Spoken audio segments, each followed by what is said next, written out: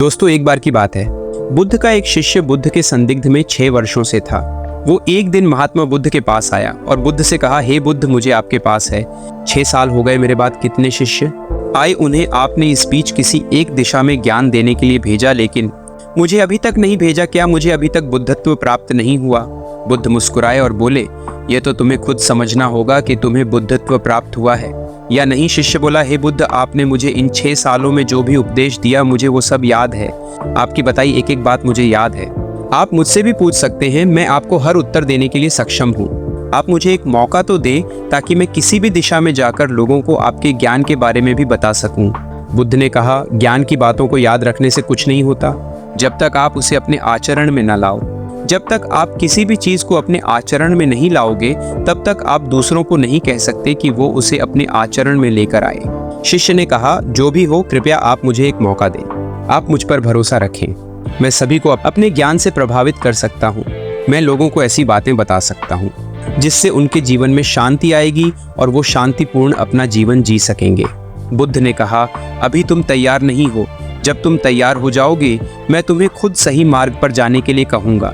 शिष्य ने कहा, क्यों बुद्ध, आपने मुझे इन 6 वर्षों में इतना भी ज्ञान नहीं दिया जिससे मैं लोगों को प्रभावित कर सकूं। बुद्ध ने कहा, ठीक है, तुम पूर्व दिशा की तरफ जाओ। वहां तुम्हें एक गांव मिलेगा, उससे तुम भिक्षा मांग कर लाओ और वहां के लोगों को अपने ज्ञान से मदद करना। कल सुबह तुम वहां अकेले जाना और शाम को आकर मुझे बताना तुमने कैसे वहां के लोगों की मदद की।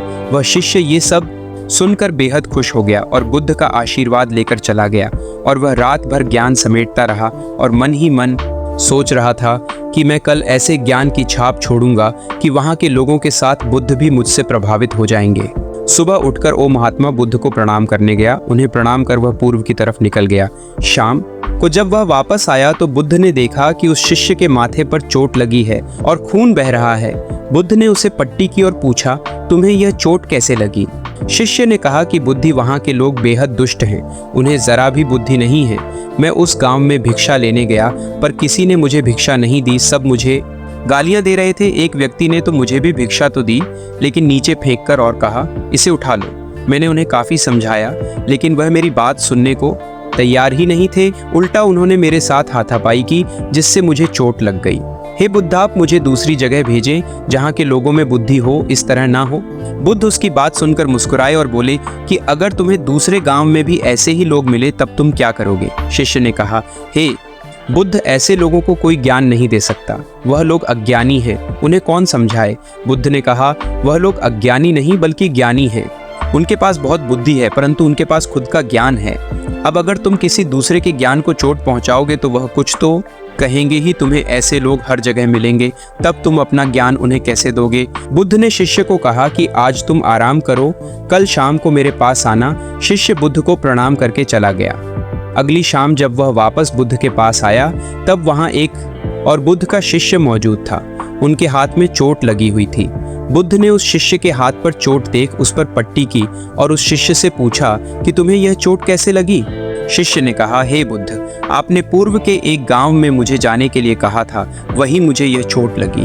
बुद्ध ने कहा, वहां तुम्हारे साथ क्या क्या हुआ, तुम मुझे बताओ। शिष्य ने कहा, हे बुद्ध, वहां पर मैंने सबसे भिक्षा मांगी, लेकिन किसी ने मुझे भिक्षा नहीं दी। एक व्यक्ति जिसने भिक्षा दी थी, उसने भी वह मुझे जमीन पर फेंक कर दी और कहा, उसे उठा लो।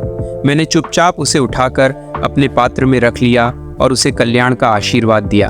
तब उस व्यक्ति ने मुझसे कहा, आप बड़े ही अजीब व्यक्ति हो, मैं आपका अपमान कर रहा हूँ और आप मुझे आशीर्वाद दे रहे हैं। मैंने उनसे कहा कि आप धनी हैं, आपने मुझे दान दिया है, इसलिए मैं आपको आशीर्वाद दे रहा हूँ। फिर वहाँ से मैं आगे गया तो कुछ लोगों ने मुझे वहाँ से जाने के लिए कहा। उन्होंने मुझे कुछ अपशब्द कहे और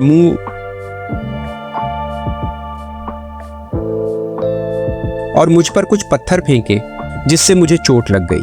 जब मैं वापस आ रहा था तब मैंने एक माँ को रोते हुए देखा। वह अपने बीमार बच्चे को लेकर चिंतित थी। मैं तुरंत जंगल से जाकर उसके लिए जड़ी बूटी ले आया, लेकिन वहाँ के लोग मुझे जड़ी बूटी देने नहीं दे रहे थे। फिर मैंने उनसे विनती की कि वह मुझे उस बच्चे का इलाज करने दें।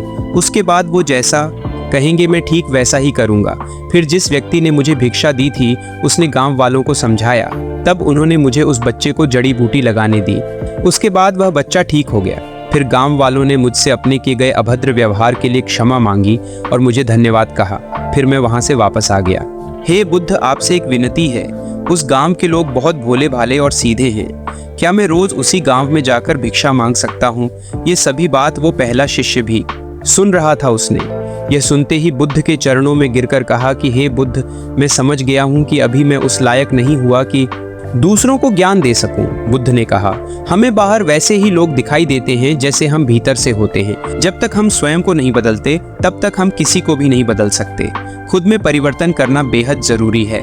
कोई भी बात बताने से पहले उसे आचरण में लाना बेहद जरूरी है, क्योंकि आचरण में लाई हुई चीज को बताना समझाना बहुत आसान होता है और उसे लोग बेहद आसानी से अच्छे से समझ पाते हैं।